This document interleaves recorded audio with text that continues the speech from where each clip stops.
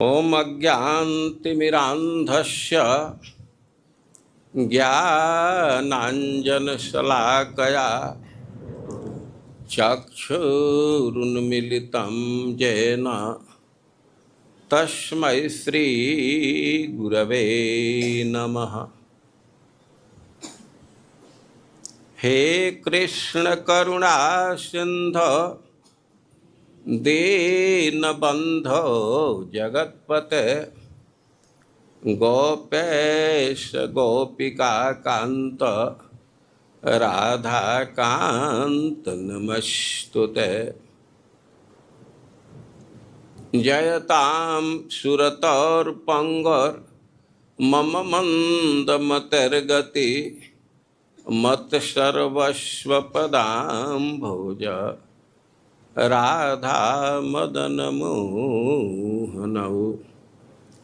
तप्त कांचन गौरांगी राधे वृंदावनेश्वरी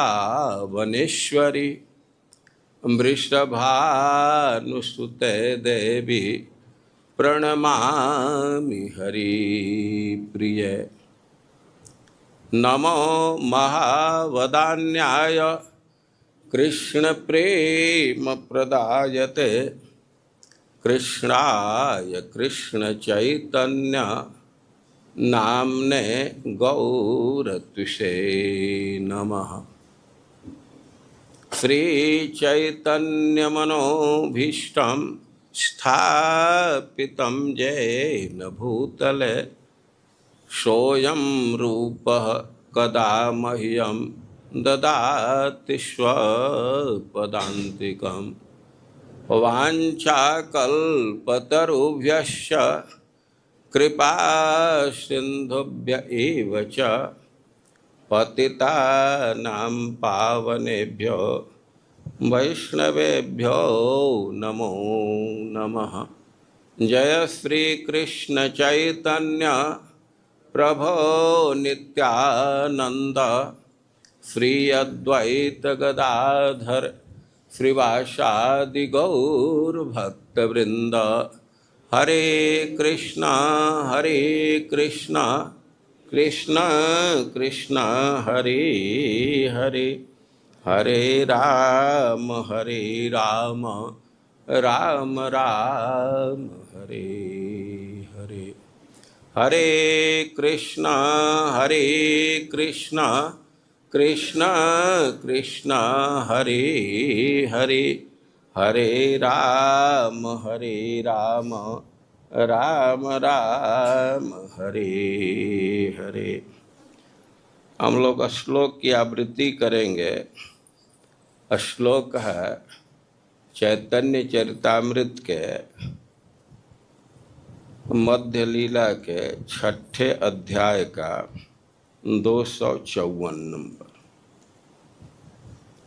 वैराग्य विद्या निज भक्ति योग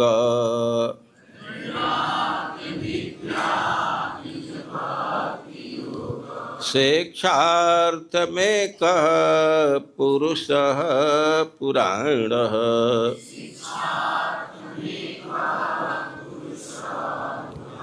श्री कृष्ण चैतन्य शरीरधारी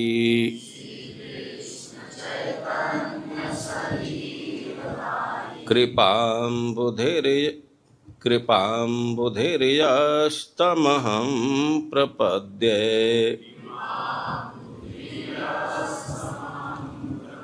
वैराग्य विद्या निज भक्ति योग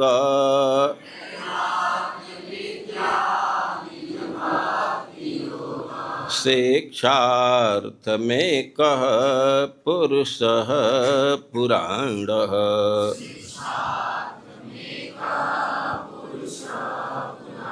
श्री कृष्ण चैतन्य शरीरधारी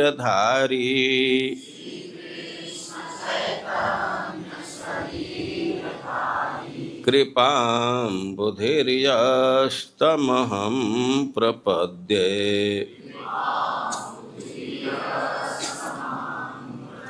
वैराग्य विद्या निज भक्ति जोग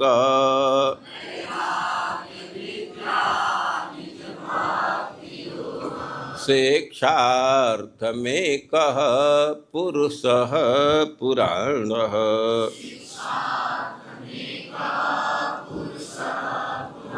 श्री कृष्ण चैतन्य शरीरधारी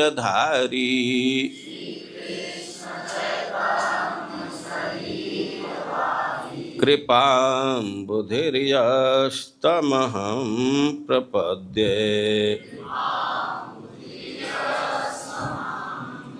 सब लोग साथ में बोलिए। वैराग्य विद्या निज भक्ति जोग शिक्षार्थ में कह पुरुषः पुराणः। श्री कृष्ण चैतन्य शरीरधारी कृपां बुधिर्यस्तमहं। वैराग्य, जिससे कृष्ण भावना विकसित नहीं होती,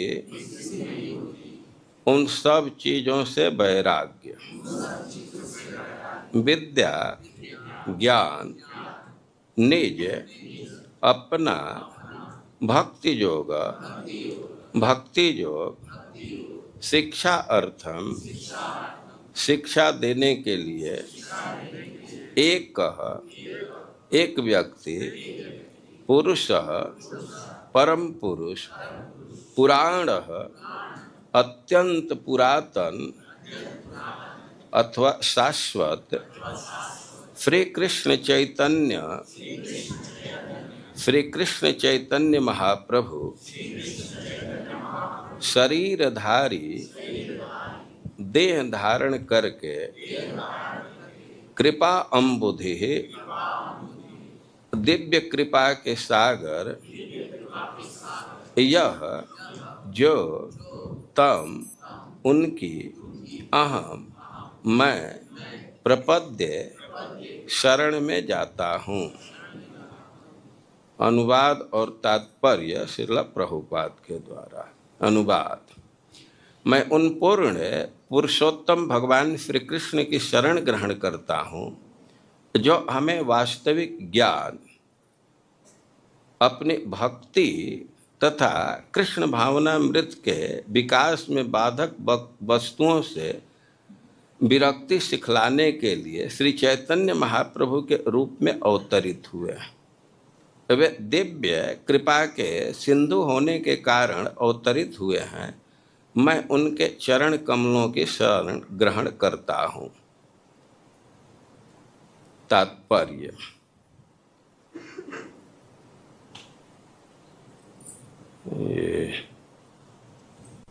चैतन्य महाप्रभु के आविर्भाव के विषय में भी यही बात लागू होती है। वही पेज है ना।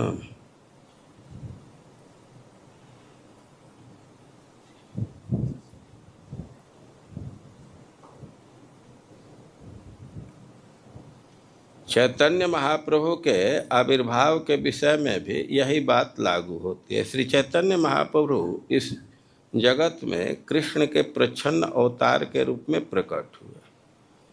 ये कहीं दूसरे पेज का तो नहीं है ना, यही है।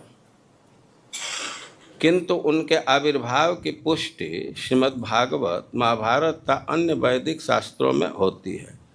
वे इस जगत के पतितात्माओं को शिक्षा देने के लिए प्रकट हुए, क्योंकि इस कलयुग में प्राय हर व्यक्ति सकाम तथा अनुष्ठान कर्मों में एवं मानसिक तर्क में लिप्त है।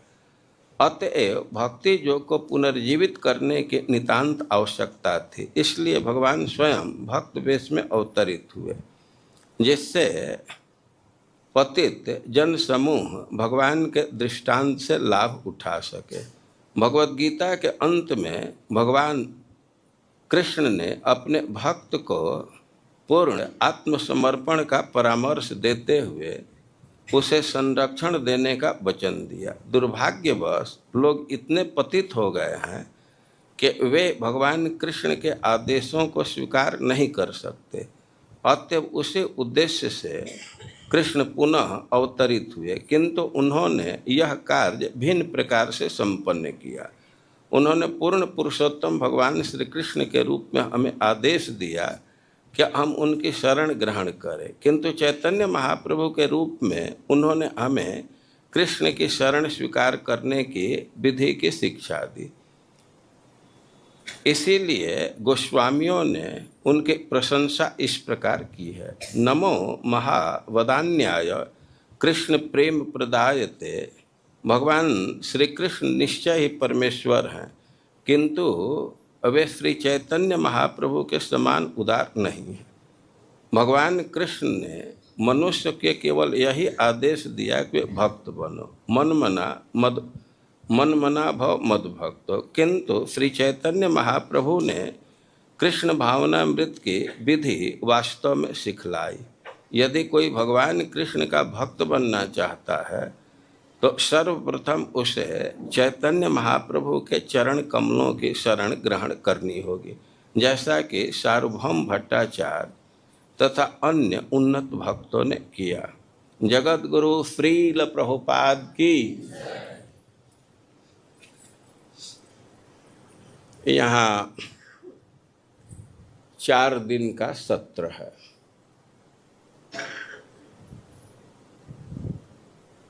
हम लोगों के मंदिर के अभिभावक रहे हैं परम पूज्य गोपाल कृष्ण महाराज। आज भी अभिभावक हैं और आगे भी रहेंगे। परम पूज्य गोपाल कृष्ण महाराज वृंदावन में आते थे और कहा करते थे कि वृंदावन वैराग्य की भूमि है। महाराज सूत्रवाक्य बोले, कुछ भक्तों की इच्छा है कि थोड़ा इसका विस्तार हो। महाराज का क्या आशय है, इसको थोड़ा और अच्छा से समझने का प्रयास किया जाए। तो ये प्रस्ताव था, हम भी सोच रहे थे कि कुछ इस पर बोलेंगे, लेकिन कुछ न कुछ दूसरा कार्य लगा रहा और बहुत व्यवस्थित इसको नहीं बोल पाऊंगा। लेकिन आप लोग देखते हैं कि इस समय प्रसाद खिलाने के लिए, भोजन कराने के लिए कई एक विधि चल रही है। सबसे अच्छा है कि पांत में बैठाते हैं, एक एक चीज ले जा करके देते हैं। और कहीं कहीं है कि नहीं, लाइन में खड़ा कराते हैं, एक एक चीज देते चलते हैं। और कहीं कहीं है तो देने का सिस्टम नहीं है, वो जगह जगह रख देते हैं, जगह जगह सब सामग्री रख देते हैं और आप अपने से लेकर के खाइए। ऐसा देखे है ना, यहाँ मथुरा रथ यात्रा बहुत पहले एक बार हुई थी, तो वहाँ भी यही व्यवस्था थी, जगह जगह रख दिया गया है, आप अपने से लीजिए। और हमारे मन में आया कि इतना मैं कर सकता हूँ शास्त्र की कुछ बात को आपके सामने प्रस्तुत कर दूंगा, अब उसका प्रोसेस करना आपका काम है। तो उसको प्रोसेस करके ग्रहण कीजिए। हम रॉ मटेरियल, उसमें है सब चीज़, लेकिन कुछ चीज़ निकालना पड़ता है तब वो होता है। या एल्युमिनियम है और चीज़ है तो ढोका ढोका पत्थर में कहाँ कहाँ रहता है। तो कुछ ऐसा ही इस बार का सत्र होगा, लेकिन इतना निश्चित है कि संबंधित बात श्लोक में रहेगी और आपको थोड़ा उसको छांट छांट करके लेना पड़ेगा। आप अभी जो श्लोक सुन रहे हैं, वैराग्य विद्या निज भक्ति योग शिक्षार्थ में कह पुरुषः पुराण। चैतन्य महाप्रभु एक अद्वितीय हैं, पुरुषः पुराण, वही आदि पुरुष है। और उनके विषय में सार्वभौम भट्टाचार्य लिख रहे हैं, कृपाम्बुधिर, वे कृपा के समुद्र हैं और वही आदि पुरुष चैतन्य महाप्रभु के रूप में अवतरित हुए हैं। इस रूप को प्रकाशित किए किस कार्य के लिए? देखिए, वैराग्य विद्या निज भक्ति योग शिक्षार्थ। अवे वैराग्य विद्या और अपने भक्ति के शिक्षा को प्रदान करने के लिए। सार्वभौम भट्टाचार्य बहुत ही बड़े विद्वान थे गृहस्थ, लेकिन सन्यासियों को वेदांत सूत्र का अध्ययन कराते थे। चैतन्य महाप्रभु जब जगन्नाथपुरी में गए, जगन्नाथ जी को देख करके चैतन्य महाप्रभु का इतना प्रेम उमड़ा कि सीधे जा करके जगन्नाथ जी को आलिंगन करना चाहते थे, लेकिन जगन्नाथ जी के नज़दीक पहुंच नहीं पाए, पहले ही मूर्छित होकर के गिर गए। और बहुत गाढ़ मूर्छा थी, ऐसी गाढ़ मूर्छा थी कि संशय लग रहा था कि ये व्यक्ति जीवित है कि खत्म हो गया। जो मंदिर के पुजारी थे, परीक्षा थे, तो वे लोग बड़े उद्विग्न हो रहे थे, है कौन यहाँ मुर्दा जैसा पड़ गया। और उनके मन में तो यही विचार आ रहा था कि इसको उठा करके कहीं फेंक दिया जाए। लेकिन उसी समय सार्वभौम भट्टाचार्य वहाँ थे और वे विद्वान आदमी, वे विचार कर रहे थे कि इस व्यक्ति में अधिरूढ़ भाव देखा जा रहा है। अधिरूढ़ भाव तो किसी सामान्य आदमी में परिलक्षित नहीं होता है। और वे तो शास्त्रीय दृष्टि से विचार कर रहे थे, लेकिन अब परीक्षा लोग बहुत उद्विग्न थे कि मुर्दा जैसा पड़ गया है। और सार्वभौम भट्टाचार्य कुछ परीक्षा के सहयोग से, कुछ अपने शिष्यों के सहयोग से अपने घर पर ले गए। गाय के गोबर से स्थान पुतवा करके वहाँ चैतन्य महाप्रभु को लिटा दिए। पीछे से भक्त लोग आए, ये 4 भक्त थे। अब वे लोग सुनने लगे, एक अद्भुत सन्यासी आया है, मूर्छा में पड़ा है। सार्वभौम भट्टाचार्य अपने घर ले गए। तो वे लोग समझ गए कि चैतन्य महाप्रभु के विषय में ही बात कर रहे हैं। और तब तक गोपीनाथ आचार्य वहाँ दिख गए। गोपीनाथ आचार्य सार्वभौम भट्टाचार्य के बहनोई हैं, बहन के पति, और मुकुंद इत्यादि से परिचय था। और वे उनको ले करके सार्वभौम भट्टाचार्य के घर गए।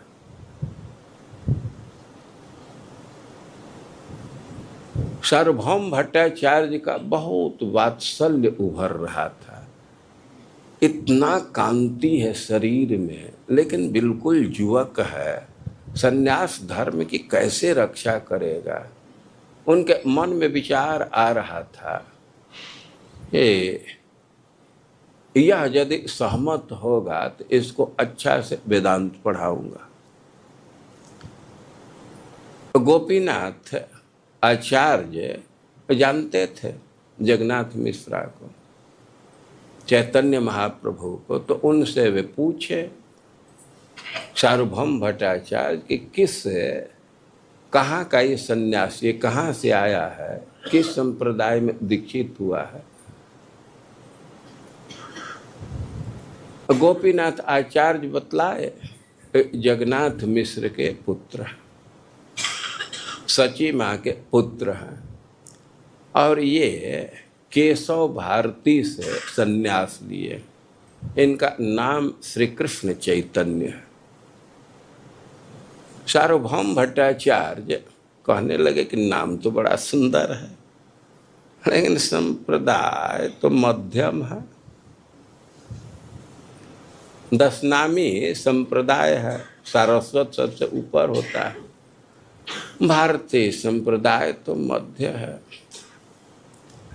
कभी कहे ये उत्तम संप्रदाय में क्यों नहीं दीक्षा लिए, चाहे तो अभी हम उत्तम संप्रदाय में दीक्षा दिला सकते हैं। गोपीनाथ आचार्य कहे कि अरे ईश्वर हैं, इनको बाहरी अपेक्षा नहीं है, उधर विचार नहीं रहता। अब झगड़ा शुरू हुआ, ईश्वर है, संभल करके बोलो, कलयुग में ईश्वर नहीं अवतार लेता है। गोपीनाथ आचार्य भी कह रहे शास्त्र पढ़े हैं तो उसका उपयोग कीजिए।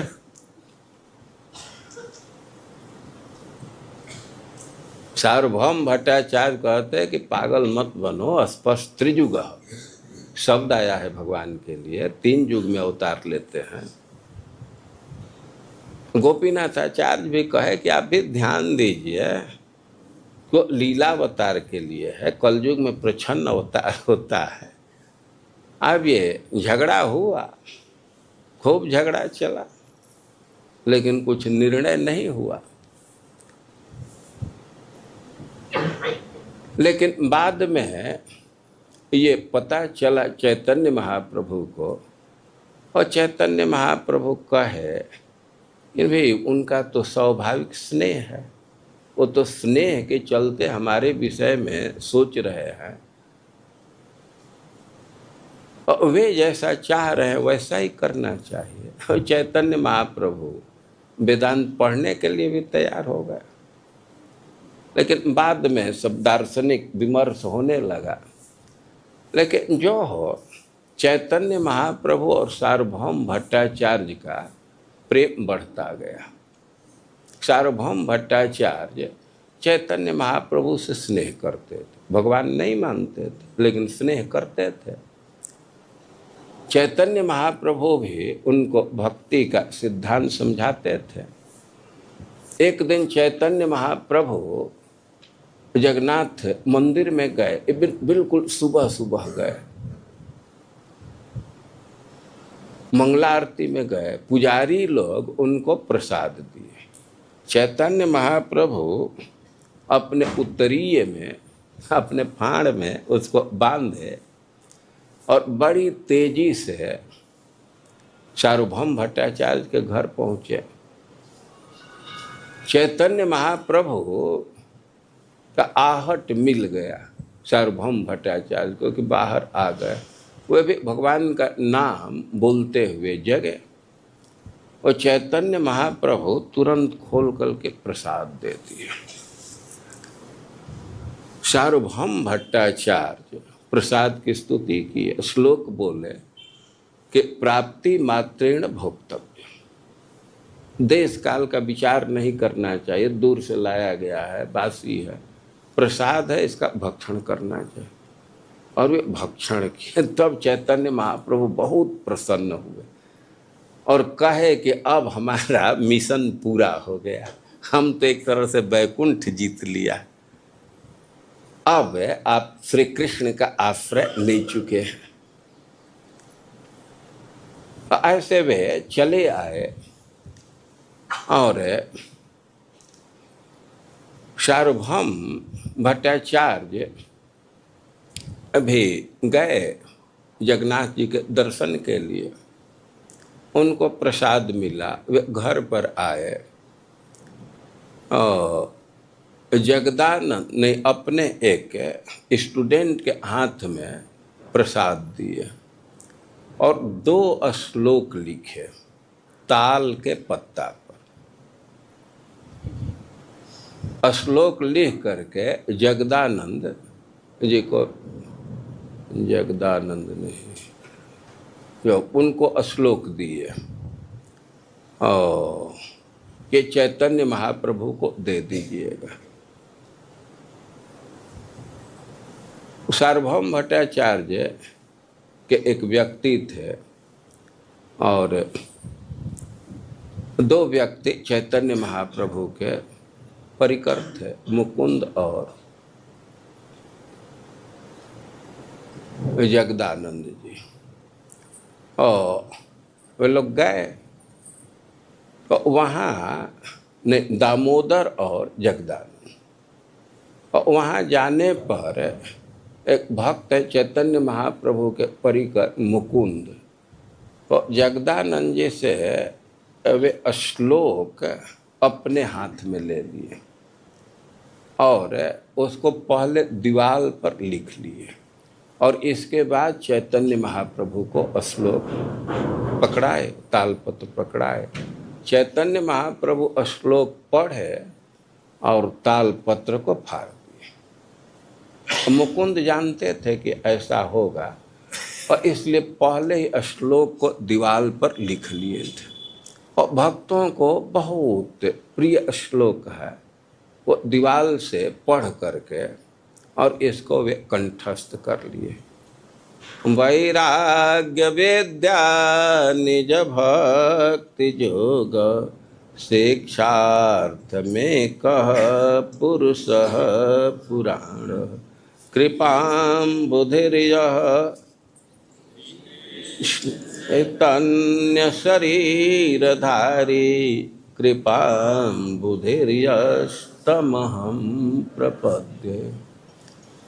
वे कह रहे हैं कि जो कृपा के समुद्र है, जो आदि पुरुष है, अद्वितीय है, श्री कृष्ण चैतन्य के रूप में प्रकट हुए हैं, तो उनके शरणागति स्वीकार कर रहा और कह रहे हैं कि इस रूप में प्रकट हुए हैं और वैराग्य विद्या निज भक्ति योग शिक्षार्थम। वैराग्य विद्या और अपने भक्ति योग का विधान करने के लिए, इसको स्थापित करने के लिए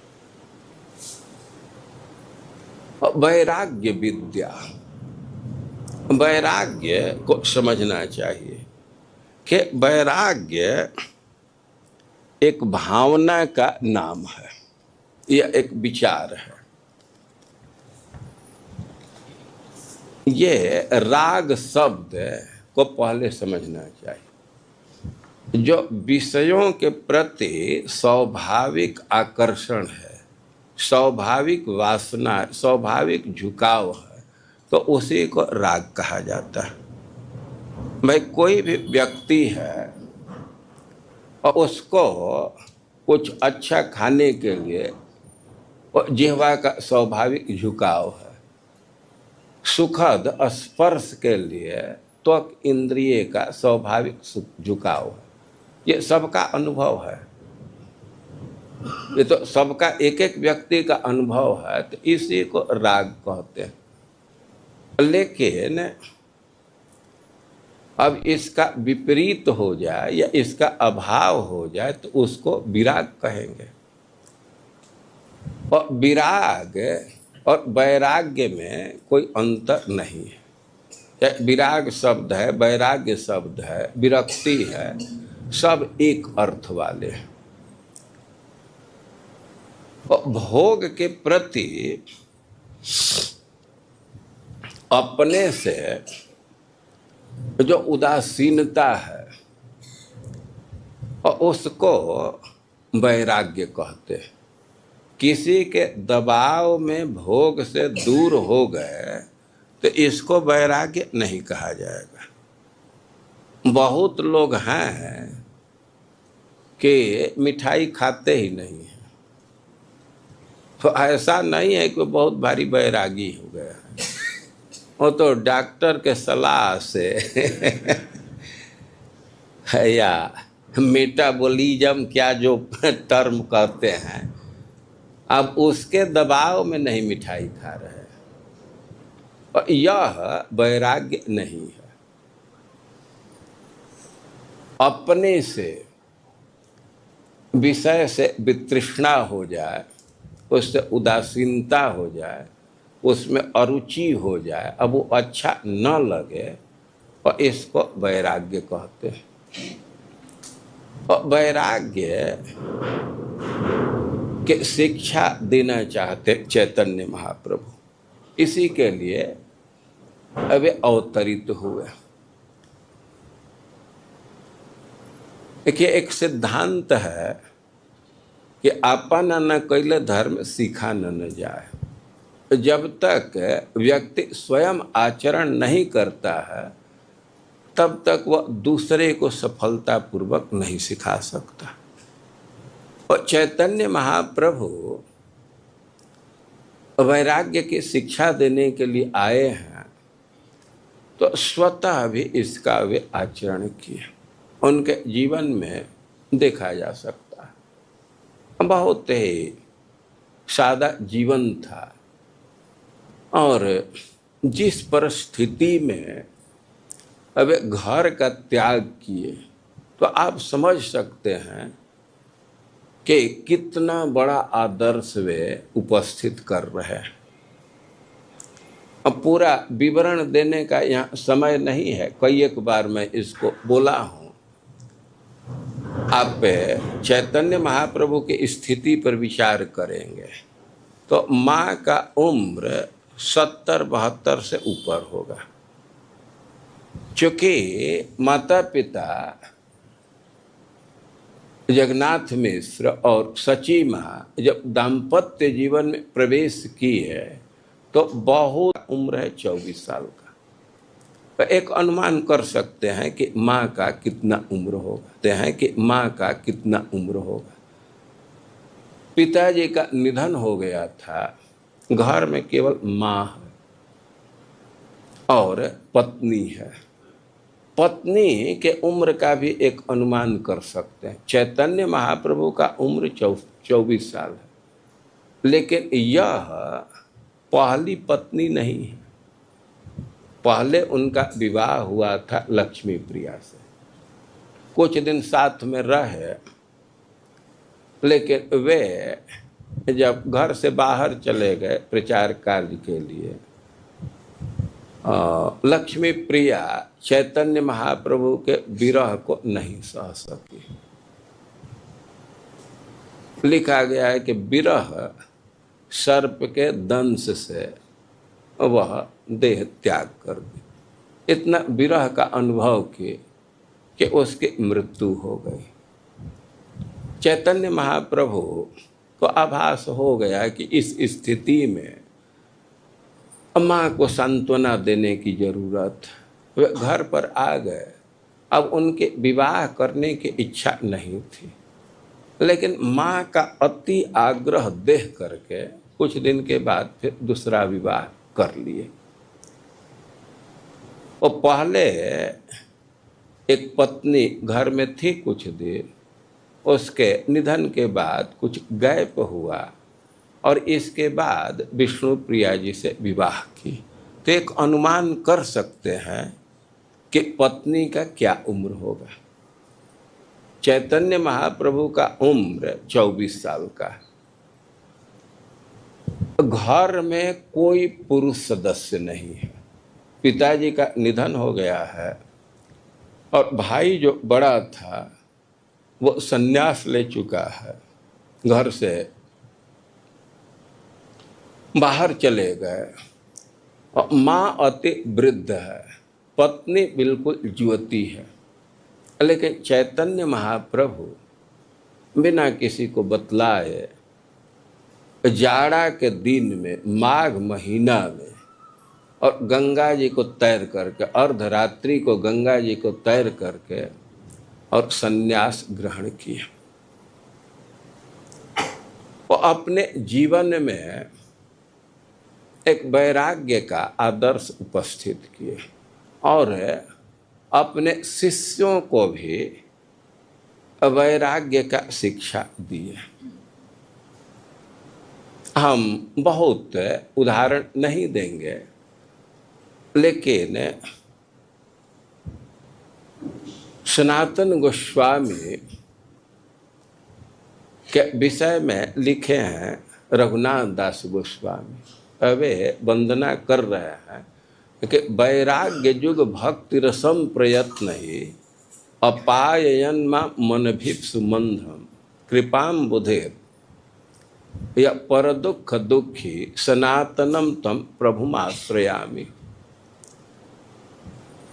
वे कह रहे हैं कि अनिभिप्सु, हमारी तो कोई इच्छा नहीं थी, अंधम, हमें कोई ज्ञान नहीं है, लेकिन सनातन गोस्वामी कृपा के समुद्र है, अपने से हमको वैराग्य युग भक्ति रस का पान कराए। वैराग्य युग भक्ति रसम प्रयत्न ही अपायनमा मन भिप्सु मंधम। देखिए, कभी कभी अव्यक्त स्नेह के कारण किसी को कुछ अच्छा चीज दे देता है। एक उदाहरण से आप इस बात को समझ सकते हैं। छोटे छोटे बच्चे हैं और दिन भर खेलते हैं, थक जाते हैं, सो जाते हैं। अभी भोजन तैयार नहीं हुआ है, उसके पहले ही बच्चे सो गए।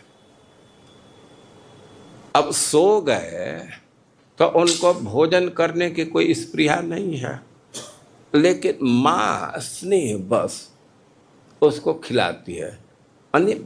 वो बच्चा खाना भी नहीं चाहता है, ऐसे सोया हुआ है कि मुंह में डालने पर भी वो जगता नहीं है, लेकिन माँ उसको छोड़ती नहीं, थोड़ा थोड़ा डालती है। जब उसको रस मिलता है तब वो खाने लगता है। और रघुनाथ दास गोस्वामी कह रहे हैं कि अनिभिप्सु, हमारी तो कोई इच्छा नहीं थी और अंधम, कोई ज्ञान भी नहीं है, लेकिन बहुत प्रयास करके सनातन गोस्वामी अपाय हमको पिलाए। क्या पिलाए? वैराग्य युग भक्ति रस, और वैराग्य से युक्त भक्ति रस।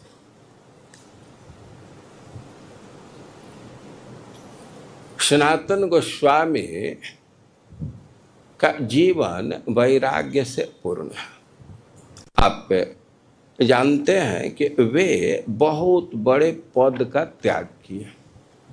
वे प्रधानमंत्री थे। प्रधानमंत्री का अर्थ है कि राजा के जितने सलाहकार थे, मंत्रणा देने वाले थे, और सबसे ऊपर स्थान इनका था।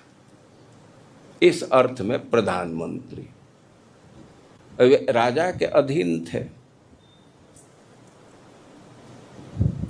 वे पत्र लिखते थे।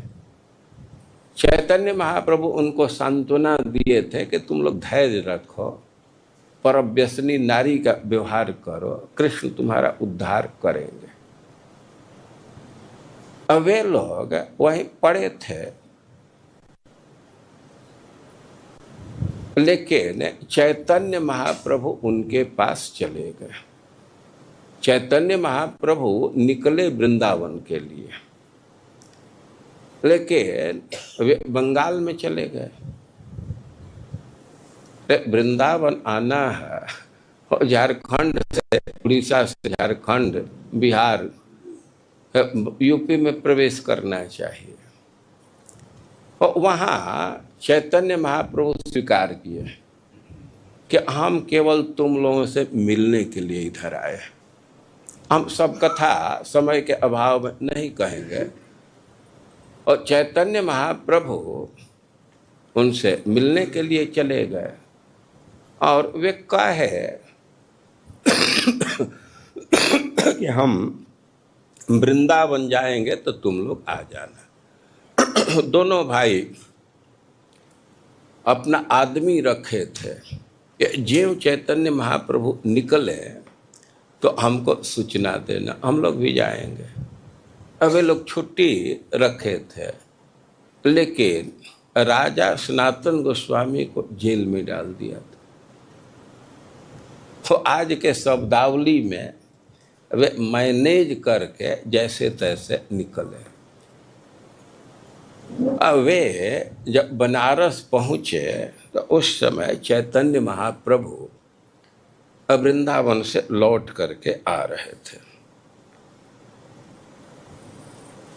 चंद्रशेखर और तपन मिश्र चैतन्य महाप्रभु के प्रेमी थे। चैतन्य महाप्रभु उधर रुके हुए थे और चंद्रशेखर रे प्रभु कहे बोला इया यही बेस दूर कर जहा इहा लैया।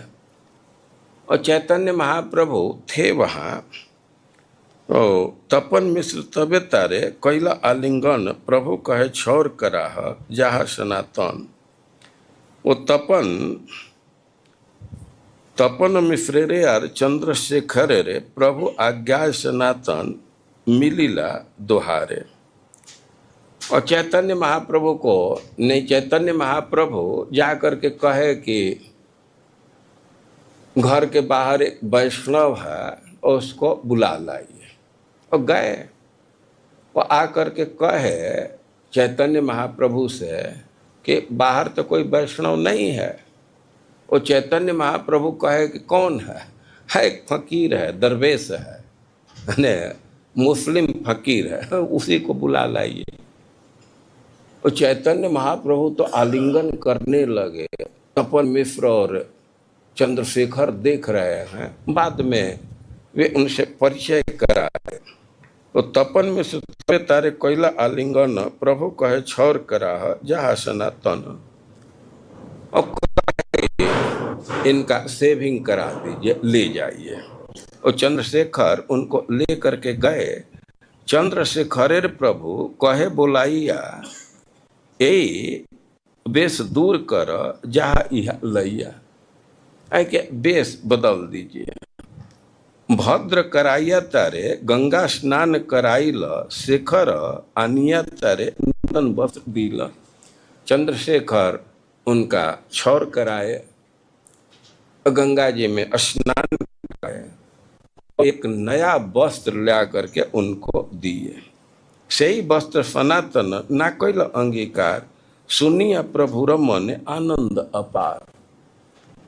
नया वस्त्र ला करके दिए, सनातन गोस्वामी उसको स्वीकार नहीं किए। वो चैतन्य महाप्रभु की बात को सुने तो बहुत प्रसन्न हुए। और फिर मध्याह्न करी प्रभु गेला भिक्षा करी बारे सनातन लैया गेला तपन मिश्र घरे।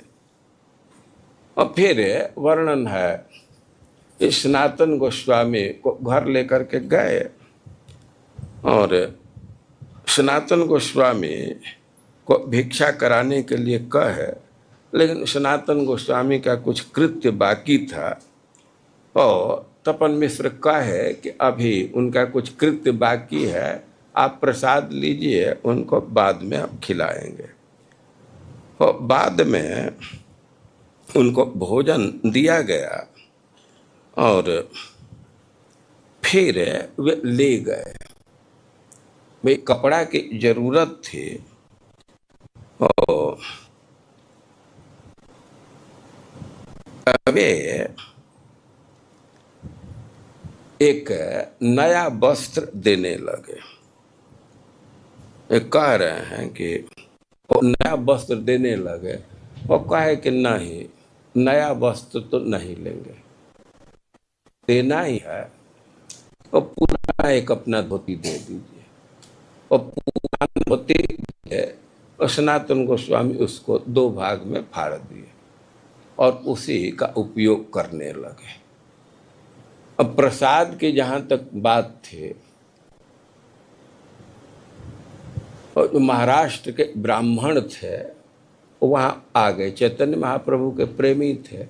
और चैतन्य महाप्रभु उनसे कहे कि सनातन को रोज भिक्षा दीजिए।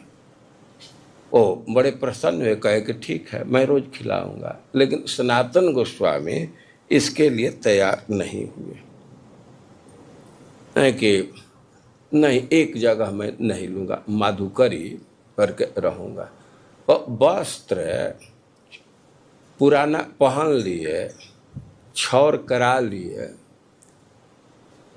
फिर सनातन गोस्वामी चैतन्य महाप्रभु के पास आए और चैतन्य महाप्रभु बार बार उनके कंबल पर देख रहे थे। कथा को समझ लेना चाहिए कि चैतन्य नहीं, सनातन गोस्वामी जब जेल से निकले वृंदावन के मार्ग पर थे, बंगाल से चले तो हाजीपुर होते हुए आ रहे थे और हाजीपुर में उनके एक बहनोई मिले और देखे कि इसके पास कुछ नहीं है और वृंदावन जा रहा है तो ठंडा तो लगेगा ही। और खूब बढ़िया वे एक कंबल दे दिए, भोट कंबल, भूटानी कंबल, और वे ले लिए। यहाँ वे कंबल लिए थे शरीर पर और चैतन्य महाप्रभु से मिले और चैतन्य महाप्रभु बार बार उस कंबल के तरफ देख रहे थे, कुछ कहे नहीं, वो देख रहे थे। सनातन गोस्वामी समझ गए कि चैतन्य महाप्रभु के पसंद नहीं है और वे गंगा जी के किनारे गए तो वहाँ देखे कि एक व्यक्ति अपना गुदड़ी धो करके सुखा रहा है। लेवा गुदड़ी ये पुराने कपड़े से बना देते हैं, सी करके, जो फटा पुराना कपड़ा है। तो सनातन गोस्वामी उसे जा करके कहे कि भाई एक हमारा उपकार करो। कि क्या उपकार करें? कि अपना गुदड़ी दे दो और इसके बदले यह कंबल ले लो। वह तो कहने लगा कि अब चुतिया बनाने के लिए हम ही मिले हैं। अरे आप महान व्यक्ति हैं, बड़े व्यक्ति हैं, ऐसे विनोद की बात मजाक क्यों कर रहे हैं? सनातन गोस्वामी कहे कि नहीं नहीं, मैं विनोद नहीं कर रहा, हम प्रार्थना करें, हमको जरूरत है उसकी। तब वह व्यक्ति तैयार हो गया। ओ अब वे उस गुदड़ी को लेकर के गए तो कह रहे हैं कि ब्राह्मण घरे के न एकत्र भी नहीं, और वे भिक्षा भी एकत्र लेने के लिए तैयार नहीं हुए और भोट कंबल भी बदल करके गुदड़ी ले लिए। और चैतन्य महाप्रभु इससे बहुत प्रसन्न हुए। सनातन जानिलाई प्रभुर ना भाई, भोट त्याग करिबारे चिंतिल उपाय। और ऐसे गए तो चैतन्य महाप्रभु को बहुत प्रसन्नता हुई सनातन गोस्वामी के व्यवहार से। और सनातन गोस्वामी खुद ही बैरागी हैं और उनके विषय में कहा गया है कि इतने कृपालु हैं, कृपा के समुद्र हैं कि वैराग्य से युक्त भक्ति रस को प्रदान किए। खास करके रघुनाथ दास गोस्वामी इस बात का उल्लेख कर रहा है। यद्यपि विचार किया जाए रघुनाथ दास गोस्वामी हमें खुद ही वैराग्य का परमाणु था। वे बहुत धनी व्यक्ति थे लेकिन प्रारंभ से ही वैरागी थे और चैतन्य महाप्रभु के उपदेश से और वे वैराग्य में निपुण हो गए, बिल्कुल प्रौढ़ हो गए। रघुनाथ दास गोस्वामी के विषय में समझना चाहिए कि वे जमींदार के पुत्र हैं और जमींदार दो भाई थे, हिरण्य और गोवर्धन। हिरण्य बड़े थे लेकिन उनको कोई संतान नहीं थी। गोवर्धन छोटे भाई थे और इकलौता संतान रघुनाथ दास थे, रघुनाथ थे। और इन लोगों का आमदनी 20 लाख था उस समय, 20 लाख स्वर्ण मुद्रा। और दोनों भाई की आमदनी 20 लाख है और उसका भोग करने वाला एक बालक है, लेकिन ये एकदम विरक्त रहते थे। ये बहुत बहुत सुविधा उनको दिया जाता था, लेकिन इनको पसंद नहीं था। जब वे चैतन्य महाप्रभु के पास गए और चैतन्य महाप्रभु उनको स्वरूप दामोदर को सौंप दिए, और स्वरूप दामोदर से वे पूछा करते थे कि रघुनाथ का क्या व्यवहार है। रघुनाथ दास के पिताजी बहुत धनी व्यक्ति थे। अब ये जा करके भिक्षा मांग करके खा रहे हैं, और माँ को पसंद नहीं था कि माँ का हृदय और अपने पुत्र में ही बसता है। उसका जो भी संसाधन है तो पुत्र के लिए होता है। तो उन लोगों का मन नहीं मना भरा तो अब वे पैसा भेजा करते थे, लेकिन उस पैसे का उपयोग रघुनाथ दास भक्तों के भोजन के लिए करते थे। चैतन्य महाप्रभु को भी निमंत्रित करते थे, लेकिन कुछ दिन के बाद अपने से ही निमंत्रण छोड़ दिए, पैसा लेना ही छोड़ दिए। चैतन्य महाप्रभु पूछे कि दामोदर स्वरूप, वो क्या हुआ, वो तुम्हारा स्टूडेंट निमंत्रण देना क्यों बंद कर दिया? तो बतलाए कि वे ऐसा अनुभव किए कि आपको ये पसंद नहीं है। तो चैतन्य महाप्रभु बहुत प्रसन्न हुए। अब फिर पूछे कि वो करता क्या है, कैसे वह भोजन करता है। तो स्वरूप दामोदर बतलाए कि वो सिंह द्वार पर जगन्नाथ मंदिर का जो मुख्य गेट है वहाँ खड़े हो जाते हैं, और शयन आरती के बाद पुष्पांजलि शब्द है, ठीक से क्या, पुष्पांजलि के बाद वे वहीं खड़े रहते हैं। और कोई धनी व्यक्ति जाता है, साधन संपन्न व्यक्ति जाता है, तो लोग पहले से योजना करके जाते हैं कि जो गरीब वैष्णव है, अकिंचन वैष्णव है, तो उनको कुछ दे देते हैं। तो ऐसे सनातन गोस्वामी रघुनाथ दास गोस्वामी निर्वाह करते थे, और चैतन्य महाप्रभु इस पर प्रसन्नता व्यक्त किए कि वैराग्य का जीवन अच्छा है। कहीं से कुछ मांग करके खा लिया और निरंतर भक्ति में जीवन व्यतीत कर रहा है, तो यह बहुत अच्छा है। लेकिन कुछ दिन के बाद रघुनाथ दास गोस्वामी छत्र में जाकर के, अन्य क्षेत्र में जाकर के भोजन लेने लगे, प्रसाद ग्रहण करने लगे। फिर चैतन्य महाप्रभु पूछे कि अब कहाँ लेता है, क्यों छोड़ दिया? कहे कि उनको अच्छा नहीं लग रहा था। अब चैतन्य महाप्रभु कहने लगे कि बहुत अच्छा हुआ, सिंह द्वार को छोड़ दिया। अरे सिंह द्वार पर खड़ा होकर के रहना तो वेश्या की चेतना है। जैसे कोई वेश्या है, आशा में रहती है कि कोई धनी पुरुष आएगा, और सिंह द्वार पर खड़ा होने के मतलब कि ऐसे ही देखते रहना कि कोई धनी व्यक्ति आएगा तो देगा। चैतन्य महाप्रभु बहुत प्रसन्नता व्यक्त की। रघुनाथ दास गोस्वामी अपने से छोड़ दिए थे, और छत्र मतलब अन्य क्षेत्र में जाकर के खाने लगे, और चैतन्य महाप्रभु इसकी प्रशंसा की कि बहुत अच्छा, वैरागी का जीवन ऐसा ही होना चाहिए।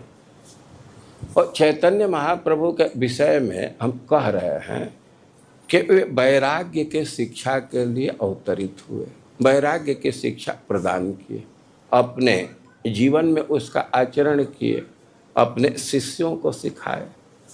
अब एक प्रश्न होगा कि भाई वैराग्य महत्वपूर्ण चीज है क्या? इसको सिखाने की क्या जरूरत है? और वैराग्य अपने आप में भक्ति नहीं है, लेकिन भक्ति प्रारंभ करने के लिए यह बिल्कुल आवश्यक है और भक्ति के रस का आस्वादन करने में सहायक। देखिए, आप संसार का अध्ययन कीजिए और इस सब की धारा तो पुत्र परिवार, सबके मन की धारा पुत्र परिवार में है। भाई संसार के तो अधिकांश लोग अपने पुत्र परिवार के विषय में सोचा करते हैं, सोचते रहते हैं। अरे भाई, उधर सोचने से, उसी धारा में जाने से तो सुख शांति तो मिल नहीं सकता। तो धारा को चेंज करना होगा ना, और धारा को चेंज करने के लिए वैराग्य की जरूरत है। जब तक चित्त को कठोर नहीं करेंगे तब तक पुत्र परिवार का त्याग नहीं होगा। और भक्ति में प्रवेश करने के लिए वैराग्य अति आवश्यक, इसकी उपयोगिता है। और भक्ति रस के आस्वादन के लिए भी इसकी महिमा है। आप लोग 5 रस की बात सुनते हैं, शांत रस, दास्य रस, सख्य रस, वात्सल्य रस और माधुर्य रस। अरे भाई, 4 रस की तो धारणा आती है, लेकिन भक्तों का प्रश्न रहता है कि शांत रस में कौन रस है, ये क्या होता है? आप लोग बहुत सारे घर में ये लोहा का दरवाजा है, लकड़ी का दरवाजा है, तो पेंटिंग देखे होंगे, और पेंटिंग कई एक रंग का होता है। पेंटिंग करते हैं ना, कुछ लोग देखे होंगे ना। लेकिन किसी रंग का पेंटिंग हो, उसके पहले एक कॉमन पेंटिंग है, प्राइमर कहते हैं। हाँ, उसमें तो कुछ रंग दिखता ही नहीं है, ये तो फालतू काम है। और जब दूसरा ही रंग करना है तो प्राइमर मारने की क्या जरूरत है? कुछ है उसकी महिमा? कुछ है आवश्यकता? देखिए भाई, प्राइमर लगाएंगे तो कोई रंग उस पर डालेंगे तो आ जाएगा और प्राइमर न डालिए तो वैसा लाइट नहीं आएगा। ये जो शांत रस है, इसका अनुभव वैराग्य है।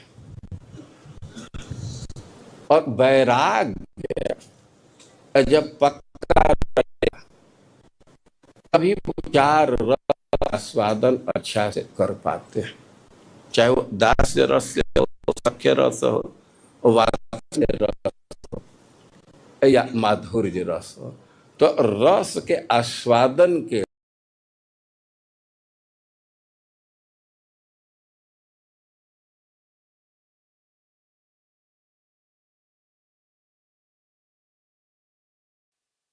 से रस का आस्वादन होता है।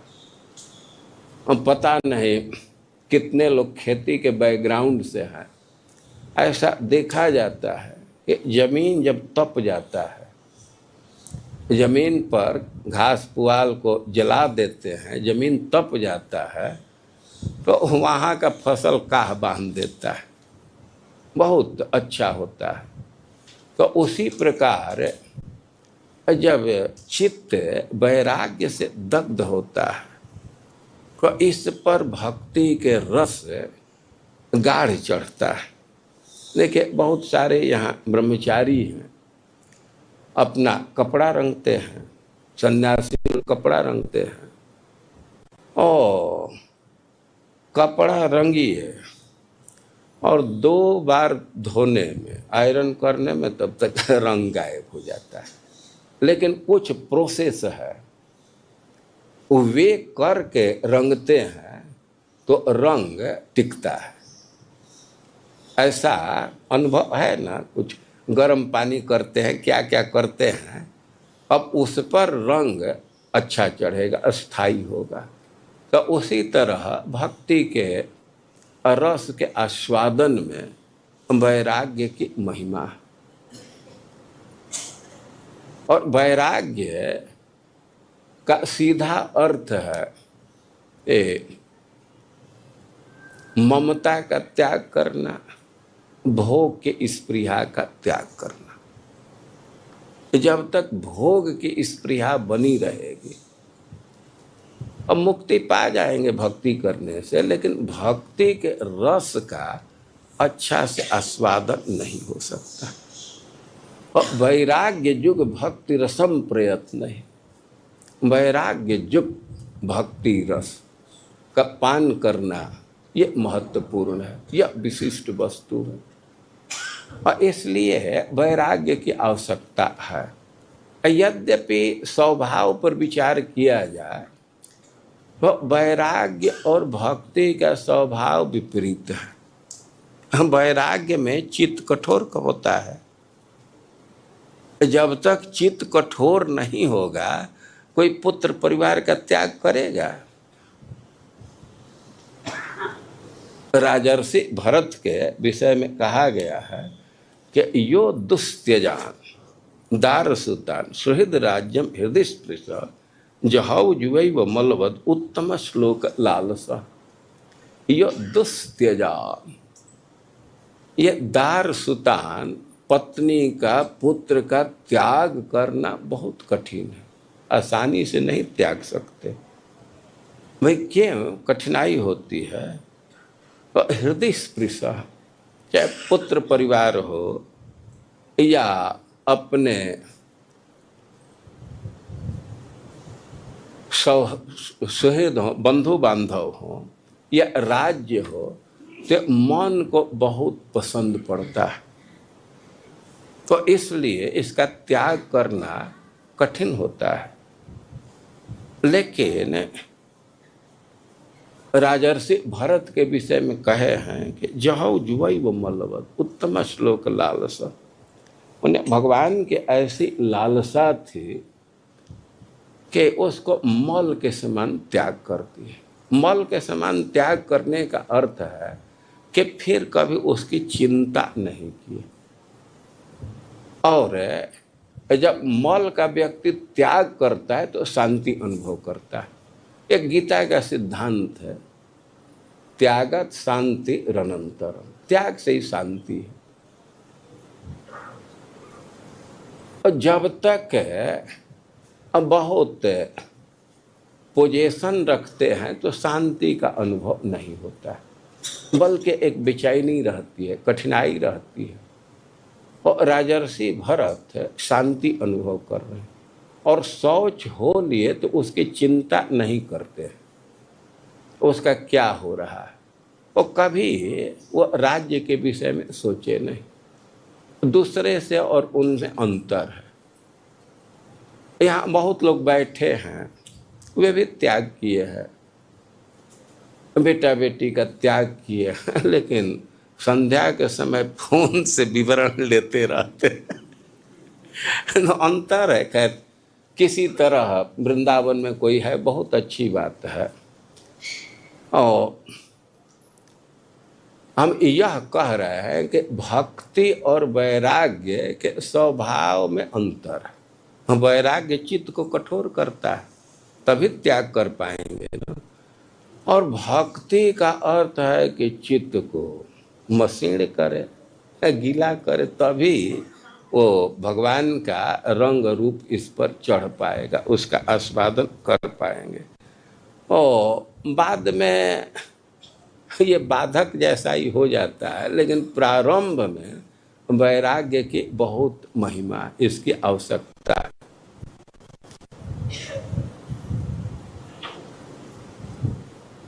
लंबा प्रसंग है श्रीमद् भागवतम में।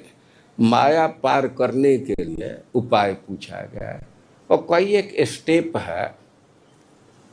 संसार से उदासीन होना चाहिए, रिजल्ट उल्टा देखे और गुरु के पास जाए, गुरु से दीक्षा ग्रहण करे और गुरु से शिक्षा ग्रहण करे, भागवत धर्म सीखे।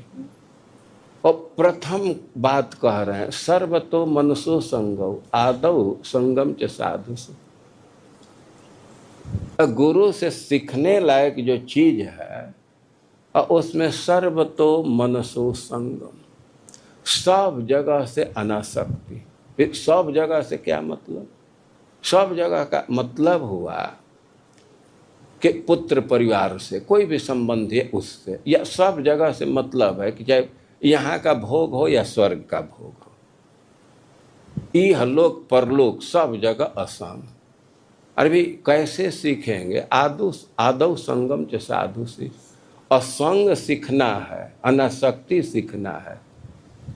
तो उसके लिए उपाय है कि साधु से आसक्ति बढ़ाएं। जब साधु से आसक्ति बढ़ती है तो कितना हूँ जटिल, कितना हूँ उलझा हुआ आसक्ति है मन का, तो वो लोग अपने उक्ति से काट देते हैं। यही भगवान सलाह दिए, तस्मात् दुसंग मुत्सृज्य सत्सु सज्जेत बुद्धिमान।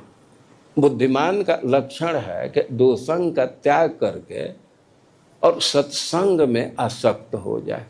संत एव छिन्दन्ति मनोव्यासंग उक्ति भी, उनके उक्ति ही तलवार का काम करता है और किसी प्रकार के आसक्ति का वो छेदन कर देता है।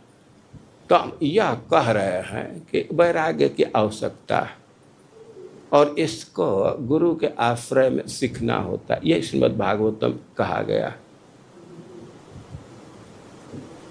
यह भक्ति प्रारंभ करने के लिए या भक्ति रस के आस्वादन के लिए आवश्यक है।